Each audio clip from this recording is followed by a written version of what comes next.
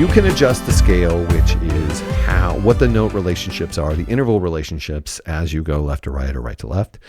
And we can go down to layout. Okay, I've had this on layout 4. What layout 4's purpose is to have the rows a fifth apart. Woo! Okay, now I can stop crying. So the note relationships are, the vertical note relationships are a fifth apart.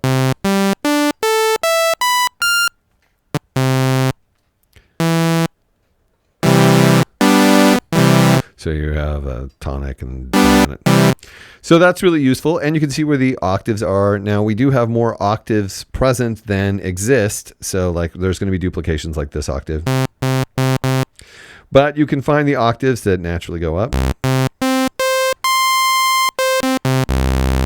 which is useful.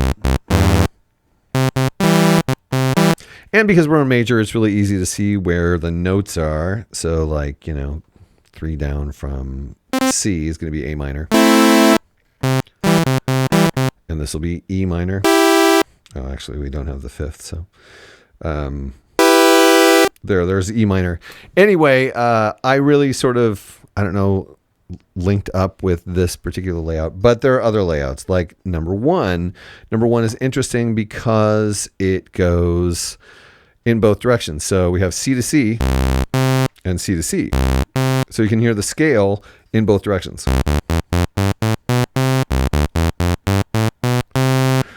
And so this is going to be a C scale. This is going to be a D, Dorian actually.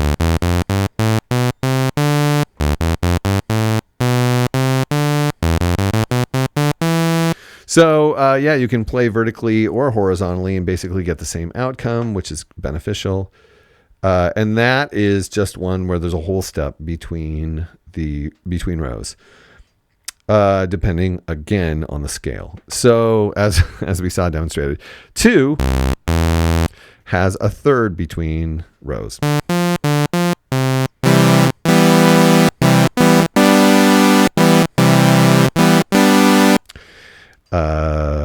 Let's see, 3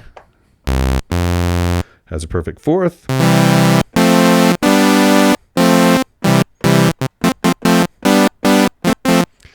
And 4, of course, has a fifth. And I'm going to guess that 5 has a sixth.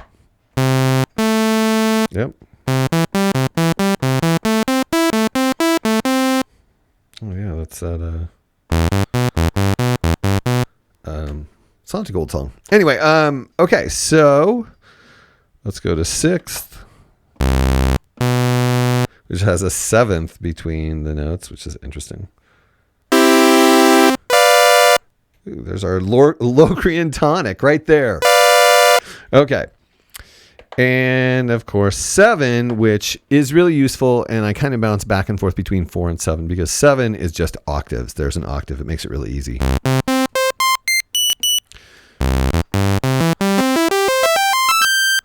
So that one visually is really, really helpful because you can tell. I mean, you got C and C or whatever your tonic note is, and you can see right where it is, and you can see the intervals between them, and you know the relationship that way. It's very, very visually helpful.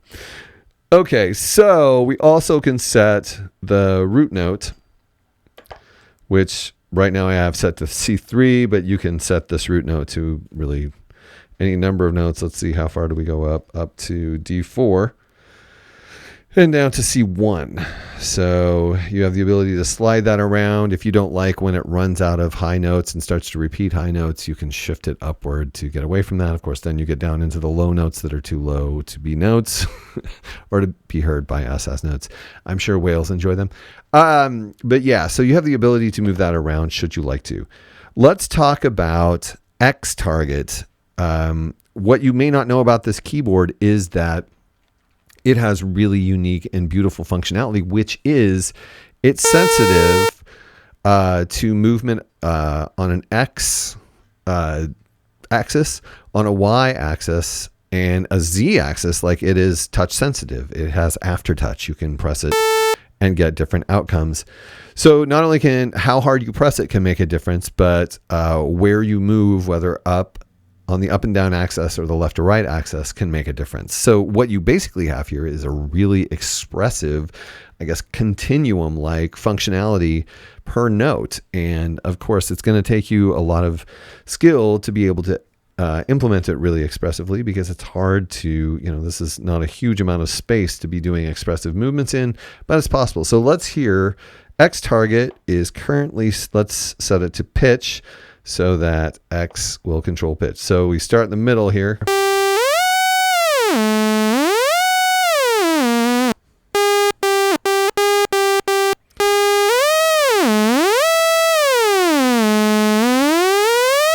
We have the ability to set this so that it either, like X mode, is it relative? It starts from its relative setting, or absolute. Let's hear absolute. So absolute means that wherever you put your finger down, you're going to get where you arrive at after the manipulation. So like this means you can't really play these keys and have them be the note you expect, because if your finger isn't perfectly centered, it's going to be a different note.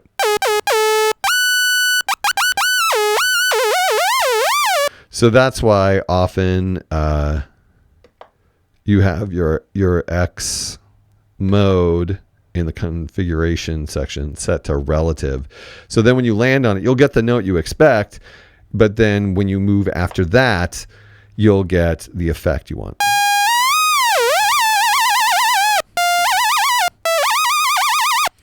All right, let's go back to let's try Y, and let's do, okay, Y, let's have Y control cutoff.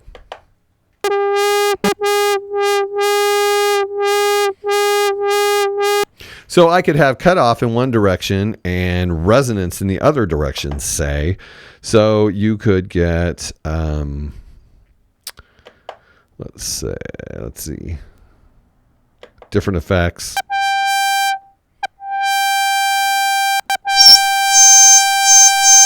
You can really hear the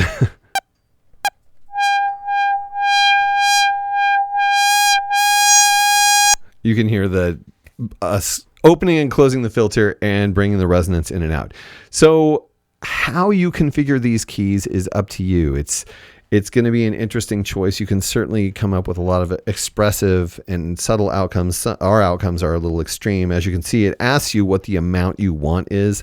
I've let it be at 100 so that we could really hear what was going on, but you can make it much more subtle just so you get nice subtle nuances per key that give it a more organic feel, which is really, really cool. As far as these can be MIDI controlled as well, they take MIDI information, and the X is typically set to the pitch bend amount, and Y is set to the mod wheel amount.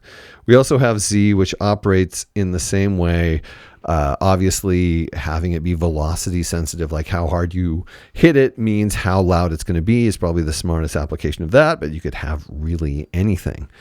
So that is a wealth of expressive possibility that you could be having just playing this as a keyboard, irrespective of whether you're using it as a sequencer. We're also going to get into parameter modification eventually, and then that's when this keyboard goes totally insanely crazy, because each note could be an entirely different synth sound, which is insane. But anyway, that is generally our keyboard functionality of the grid. It's extremely variable and diverse and applicable in a huge amount of ways and expressively. So Polyend, I think, was responsible for a lot of that, and it's really, really cool.